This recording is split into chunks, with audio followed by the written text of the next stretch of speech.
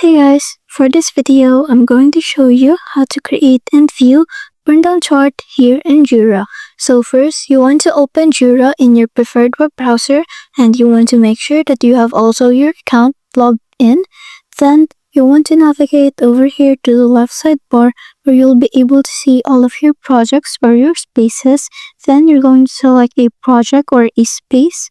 And once you're here, you want to navigate over here to the navigation bar at the top where you'll be able to see reports. So you're going to click on reports, and once you're here, you'll be able to see the templates for the reports that are available. Then you're going to click on sprint burnout chart, which you'll be able to see over here. And as you can see, we also have burnout report and other templates. So since we want the burndown chart, we're going to click on this one. And after you've clicked on this, it will automatically generate your chart. Then if you scroll down, you'll be able to see your activity log, which is the basis of the chart that Jira automatically generated for you.